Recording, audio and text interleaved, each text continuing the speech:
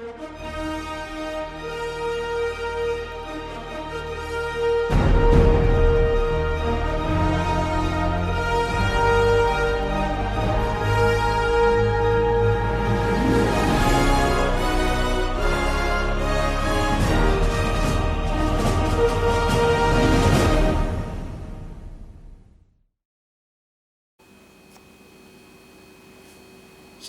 teman-teman sekalian yang dikasih dalam Tuhan kita Yesus Kristus. Balik lagi dalam video kali ini kita akan belajar PAK atau Pendidikan Agama Kristen. Dan pada kesempatan kali ini kita akan membaca atau membahas pada kelas 11 SMA. Sebelum itu mari kita satu dalam doa. Terima kasih Tuhan atas kesempatan kali ini kami akan belajar Pendidikan Agama Kristen. Sertai kami dari awal hingga akhir pelajaran sehingga kami dapat mengerti apa yang kami pelajari. Kami berdoa dalam nama Yesus Kristus. Amin. Sebelum kita masuk dalam pelajaran kita pada hari ini, saya ingin memperkenalkan buku yang akan kita gunakan, yaitu seperti ini bukunya, Pendidikan Agama Kristen dan Budi Pekerti untuk kelas 11 SMA. Penerbitnya adalah BPK Gunung Mulia dan kurikulum yang digunakan adalah kurikulum 2013 edisi revisi. Seperti ini bukunya. Teman-teman bisa pesan melalui toko online bisa, ataupun langsung datang ke toko buku BPK Gunung Mulia. Sebelum kita lanjut dalam pelajaran kali ini, dalam bab 1, Allah membentuk keluarga. Landasan Alkitabnya adalah Kejadian 2 ayat 7 dan 18. Kita akan membaca Alkitab kita dulu sebagai landasan Alkitab. Kejadian pasal 2 ayat 7 dan 18. Ketika itulah Tuhan Allah membentuk manusia itu dari debu tanah dan menghembuskan nafas hidup ke dalam hidungnya. Demikianlah manusia itu menjadi makhluk yang hidup. Dan ayat yang ke-18, Tuhan Allah berfirman, "Tidak baik kalau manusia itu seorang diri saja. Aku akan menjadikan penolong baginya yang sepadan dengan dia." Demikian bacaan Alkitab kita. Tadi sudah saya bilang atau saya sudah sampaikan, yaitu bab 1. Pelajaran kita dalam bab 1 yaitu Allah membentuk keluarga. Terdiri dari 4 subbab, teman-teman. Yang pertama mengenal keluarga, yang kedua adalah Allah membentuk keluarga. Yang ketiga, tujuan Allah membentuk keluarga, dan yang keempat dan terakhir adalah kehendak Allah bagi keluarga. Kita akan mulai dari subbab pertama, yaitu mengenal keluarga. Keluarga di sini adalah keluarga Kristen yang terdiri dari 4 orang, menjadi keluarga inti, yaitu bapak, ibu, dan 2 orang anak. Nah, lebih dari itu mungkin juga keluarga, yaitu mungkin ada kakek, nenek, paman, bibi, om, tante gitu ya, ponakan ataupun sepupu dan lain sebagainya. Nah, itu lebih dari keluarga inti. Secara sederhana, keluarga terdiri dari bapak, ibu, dan 2 orang anak. Dan mengenal keluarga di sini bukan hanya mengenal nama ataupun anggota yang lain, tetapi di sini mengenal sifat, sikap, ataupun karakter dari anggota atau dari masing-masing anggota keluarga ya teman-teman ya. Jadi yang namanya mengenal keluarga tidak hanya mengenal nama, tetapi mengenal sifatnya juga. Dan juga pastinya dalam keluarga itu berusaha menumbuhkan iman kepada Yesus Kristus. Nah, itu yang bagian pertama atau subbab pertama. Lalu yang subbab kedua teman-teman di sini adalah Allah membentuk keluarga. Keluarga di sini bukan terbentuk dengan sendirinya, seperti tadi Alkitab yang sudah kita baca tadi dari Alkitab ya, Kejadian 2 ayat 18. Tidak baik manusia hidup seorang diri saja. Aku akan memberikan seorang penolong bagi dia yang sepadan dengan dia. Nah, ini adalah bukti bahwa Allah membentuk keluarga. Tidak hanya 1 orang tetapi 2 orang. Nah, 2 orang ini atau suami istri atau ibu bapak. Nah, itu adalah baru bisa dibilang keluarga. Nantinya baru di situ Adam dan Hawa setelah itu melahirkan 2 orang anak, yaitu Kain dan Habel, menjadi keluarga inti. Jadi sudah ada ibu, bapak, dan 2 orang anak. Itu awal mulanya Allah membentuk keluarga. Lalu banyak juga tokoh-tokoh Alkitab yang lain selain Adam dan Hawa, Kain dan Habel. Terus setelah itu kita tahu sendiri ada Nabi Nuh. Nabi Nuh beserta keluarganya, ada istrinya, ada anak-anaknya juga dalam bahtera Nuh gitu ya, dalam bahtera istilahnya. Nah, itu juga keluarga juga. Jadi Allah membentuk keluarga setelah Adam dan Hawa, Kain dan juga anaknya Kain dan Habel, habis itu Nabi Nuh beserta keluarganya. Lalu juga ada Abraham dengan istrinya Sarah, lalu anaknya Yakub dan Ishak gitu ya. Lalu habis itu anaknya Ishak dan Ismail ya, tapi di sini anaknya yang kita ini adalah Ishak gitu ya. Abraham dan Sarah melahirkan Ishak, dan juga Ishak melahirkan dengan istrinya melahirkan Yakub dan Esau dan lain sebagainya. Itulah keluarga ya, macam-macam keluarga dalam tokoh-tokoh Alkitab gitu ya. Ada Yakub, dan juga nanti Yakub bersama dengan istrinya juga, ada banyak juga istrinya ya. Nah, itu melahirkan anak-anak juga, anaknya juga banyak ya. Ada yang kita kenal dengan 12 suku Israel gitu.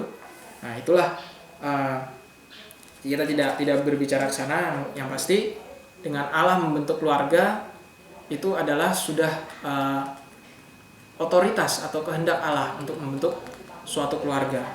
Yang menjadi penekanan dalam Allah membentuk keluarga ini adalah tujuannya. Bagaimana atau apa tujuan Allah membentuk keluarga? Di sini di subbab yang berikutnya. Tujuan Allah membentuk keluarga di sini ada 3. Yang pertama adalah membangun iman pada Kristus. Yang kedua adalah melaksanakan misi Allah, dan yang ketiga menerima keselamatan. Nah, inilah tujuan Allah membentuk keluarga. Bukan semata-mata untuk mempunyai banyak keturunan ya, ataupun hanya semata-mata untuk kebahagiaan, tetapi 3 hal yang utama dalam tujuan membentuk keluarga di sini adalah yang pertama tadi membangun iman pada Yesus Kristus, melaksanakan misi Allah, dan menerima keselamatan. 3 hal ini yang menjadi pokok tujuan Allah membentuk keluarga. Teman-teman sekalian yang dikasih dalam Tuhan kita Yesus Kristus, di sini ada beberapa nas Alkitab juga dari Perjanjian Baru, yaitu Efesus 5 ayat 22 sampai 33 dan Efesus 6 ayat 1 sampai dengan 4.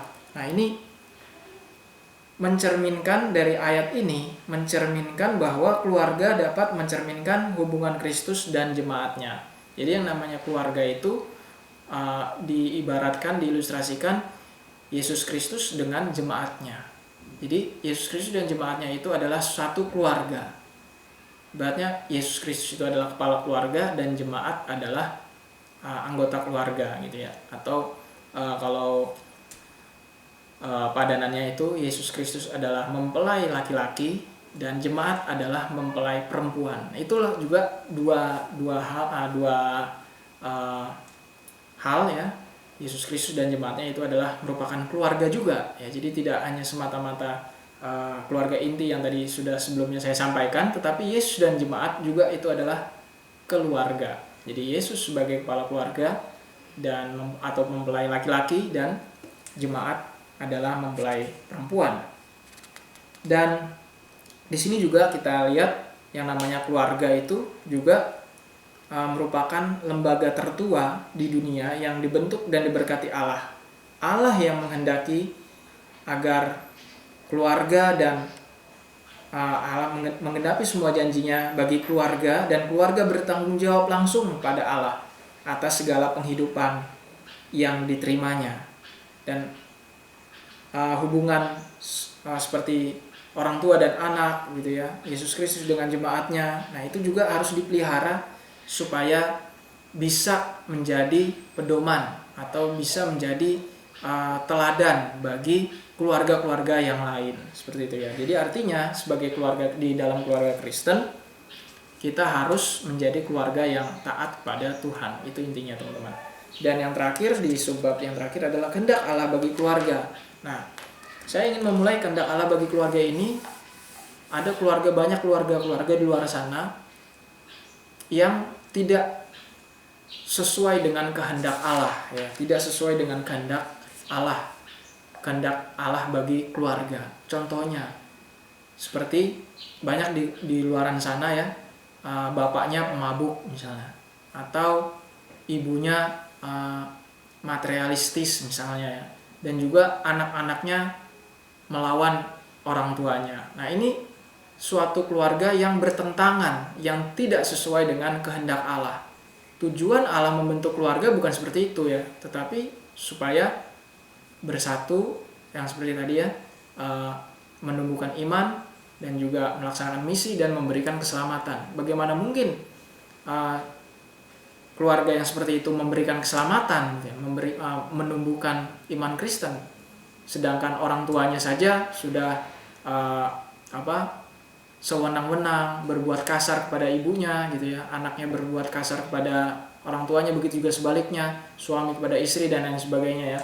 Nah, itu bukanlah suatu keluarga yang ideal, bukanlah suatu keluarga Kristen yang mencerminkan tujuan pembentukan Allah, pembentukan keluarga dari Allah. Itulah tidak seperti itu ya. Jadi kehendaknya melawan kehendak. Jadi artinya teman-teman sekalian yang dikasih dalam Tuhan kita Yesus Kristus, yang namanya kehendak Allah itu haruslah bercermin pada firman Allah, firman Tuhan pada Alkitab gitu ya. Yang namanya keluarga ya harus saling mengasihi, seperti tadi Efesus ya. Nah, tadi Efesus 5 ayat 22 sampai 33 dan pasal 6 ayat 1 sampai dengan 4. Kalau misalnya teman-teman sekalian nanti baca di rumah gitu ya, silakan dipelajari itu. Itulah yang mencerminkan kehidupan keluarga yang meneladani firman Tuhan atau meneladani Yesus Kristus. Jadi teman-teman sekalian yang dikasihi dalam Tuhan kita Yesus Kristus, semoga penjelasan saya tentang Allah membentuk keluarga jelas di sini. Yang namanya keluarga, kita juga bukan hanya mengenal keluarga secara nama saja, tetapi juga kita harus mengenal dari sisi karakter dan sikap keluarga, dan juga tujuan Allah membentuk keluarga dan kehendak Allah pada keluarga, yaitu berpadanan dengan firman Tuhan. Nah, untuk mengakhiri pelajaran kita, saya akan memberikan pertanyaan pada kita semua, dan pertanyaan ini akan saya tulis di bagian deskripsi, dan teman-teman sekalian juga dapat menjawabnya dengan tulis di kolom komentar ya. Saya akan menyampaikannya. Yang pertanyaan pertama adalah, seberapa dalam kita mengenal anggota keluarga kita? Sebutkan ciri khas masing-masing anggota keluarga sebagai bukti kita mengenalnya. Kita sudah berapa dalam mengenal keluarga kita? Dan ciri-cirinya apa sih? Ya kan? Ciri-cirinya seperti apa kita mengenal keluarga kita? Ciri-ciri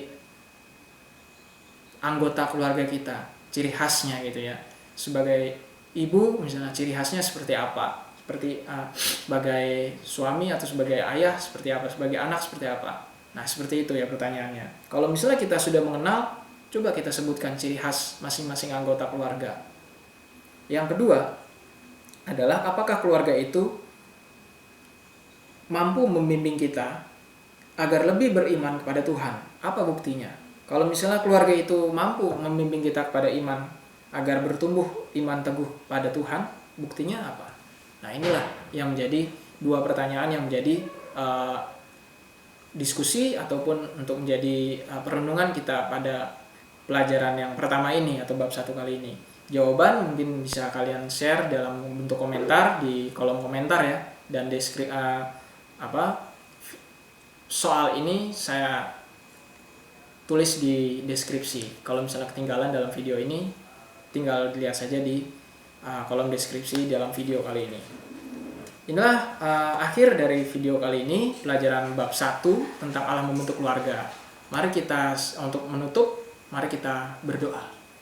Tuhan Allah Bapa kami dalam kerajaan surga, terima kasih Tuhan atas pimpinan-Mu. Semoga kami dapat mengerti apa itu keluarga dan tujuan Allah membentuk keluarga dalam kehidupan ini. Kiranya Tuhan sendiri yang mau membukakan hati dan pikiran kami agar kami dapat memahaminya.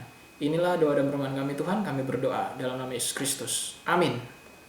Baiklah teman-teman sekalian yang dikasihi dalam Tuhan kita Yesus Kristus, inilah akhir dari video kali ini. Semoga video kali ini dapat bermanfaat bagi teman-teman sekalian, dan nanti video selanjutnya, nantikan dalam video selanjutnya dalam bab 2. Saya Pendeta Felix Andaria, ucapkan terima kasih, kiranya Tuhan kita Yesus Kristus memberkati. Shalom.